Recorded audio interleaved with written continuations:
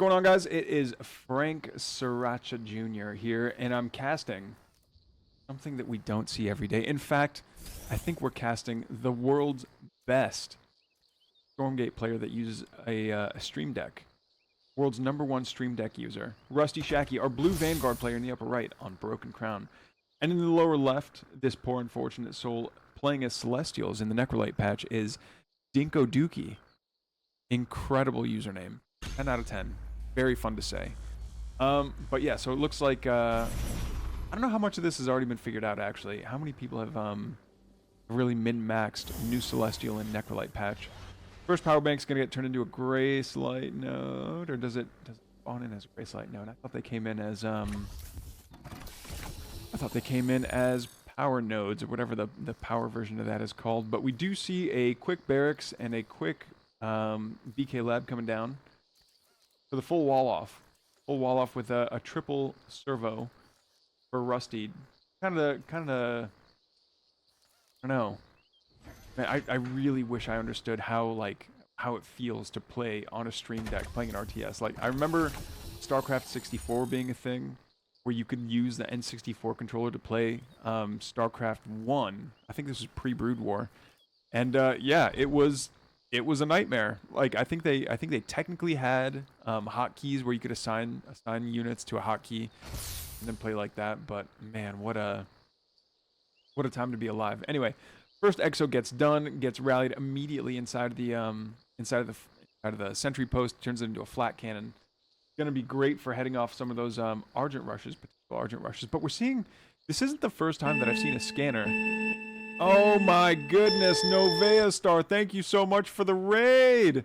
We are currently streaming a replay of RustyShacky, who is notable for playing Stormgate on a controller. They play Stormgate on a Stream Deck. So everything that you're seeing this Vanguard player doing is from, like, imagine trying to play Stormgate with a Nintendo Switch.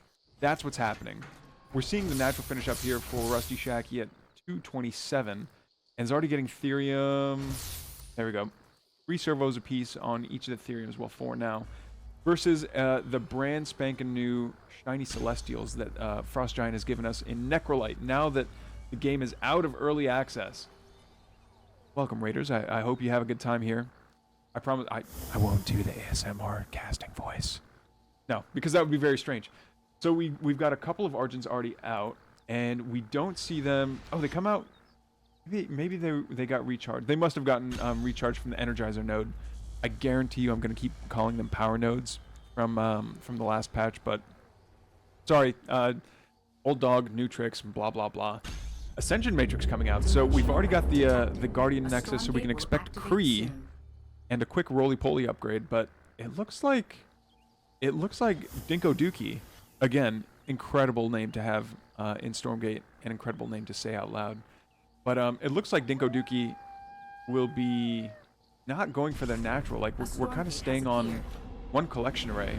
And while I do appreciate the glitch puddle that happens underneath of the arc ships, this is not very much advised. But it looks like neither player's go. Wait. What are you doing there? Yeah, go away. You're in the wrong place. Imagine being that chicken, seeing like this hell portal open up. It's like, well, this is normal, and continues pecking the ground. So, a couple of health nodes, a power node. Still no natural. What is going on? I wonder if this is Dinko Dookie, like, learning new Celestials, but it seems like they're making, like, they know what they're making. Well, maybe not, because we don't see the roly-poly upgrade coming out of the Guardian Nexus just yet. They went for the Ascension Matrix to research Recall. Is the Ascension Matrix behind the Guardian Nexus now? Is that, or is it still behind the Arc Station? By the way, the new little, like, the patterns that go out over the glow behind the Arc Station, kind of cool. And a Legion Hall. Are we going for a box art army? What are we doing here? Dinko Dookie with a couple of Kree out. Oh, and this is new as well. It used to be, the Kree's weapon used to just look like just ramen noodles, honestly, like these little yellow noodles. But no, they've got like a little bit of a glowy effect on them now. Very cool. So the entire army for Dinko Dookie, I'm never not going to smile saying that name. is 2 Kree and 2 Argents. So the Tetra Edges, yeah, still the Asylamata. There we go. Now we've got a second arc ship being built, and it's not in a cardinal direction of the Luminite mine, but that doesn't really matter so much because the prisms still don't have to return back to their back to the arc ship to return Luminite or Therium for that matter. But I think I want to say the Therium purifier is just kind of gone. Now, do the prisms have the light tag? No, they don't. All the workers, none of them have the light tag, but I believe the well, prism obviously has the mechanical tag, but I believe the servo does as well. A couple of Argents coming on back to defend the base. Oh no, this is the wrong time for that for that saber to be popping out. Animancer shows up too. What is happening? This really is turning into the box art army. It's like, you know what? Let's make one of everything and see what happens. Are we going to see any? Okay, so we do see upgrades coming out. This is the core ascendancy for sabers, but you almost never see the saber upgrade being made because people don't take sabers all that much. But that's still, I mean, this is turning into quite the matchup. Like, who wins?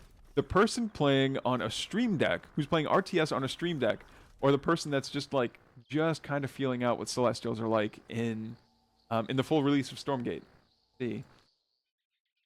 So it seems like Rusty's pretty happy to have mechanical units out on the map. A lot of Hornets just kind of floating around, and I think Rusty's just sharking around, making sure that there's not any going for another backdoor. I respect it. I appreciate it. Okay, and we've got a couple of Vulcans, no Lancers to speak of, but we do have an Exo with the brand new glowy green backpack. The Thixo, I should say. I remember when Exos had the little QB backpack and the antenna would wiggle back and forth when they walked. I did appreciate that. 3 Hornets coming in to do some harass in the back door and mess up the worker line for Dinko Dookie. Another Stormgate pops out, but again, neither player is going to go for it, unfortunately. All right. Do we have full saturation on the 3rd for Rusty? No, we don't. Nor do we at the natural. But I think it's okay. The efficiency drop off after 10. If you've got somewhere else to put those servos, go put it there. Just because you don't want to be at like, what is it, a 30% loss in efficiency when they could be mining 100% efficient over at your 3rd. Again, neither player going for that Stormgate. And it looks like we've got like in case of emergency, a couple of sentry posts here. They can like Rusty could throw in a couple of repair-o-matics, turn these into a couple of repair-o-matics, and then that flat cannon is never going down. Ever. So we've got a couple more army units coming out of Dinko Dookie here. Still the same 2 Kree, still an Argent, still that Animancer, still the Saber. Oh, and the Aeon Gate. So the Aeon Gate, the big new change for the Aeon Gate, it is now a tier 2 structure. So being able to pepper the battlefield with Aeon Gates and have it turn into like a game of whack-a-mole for your opponent could be pretty good. But again, I think our Celestial player is just like feeling out what Celestials are this patch. Yep, there's a... Oh, this is new. That little trail that pops up behind the scythe is new. And so you guys know, some of the names of the units in the game are very like, they're thematically appropriate. Like Threxaloon is something that I can imagine a Celestial being named. Choirloon, there we go. Pyrovex, definitely a Celestial name. But Jabroni, probably a founder name. Those that were in the Kickstarter, I think I don't know what tier you had to donate to get your name into the game, but as of full release, people will, like, if you click on random units, and not Nimbara, not Mithralis, but Jabroni is 100% someone that donated and got their name into the game. Call sign Iron Lotus. Oh, and the Hornets have call signs.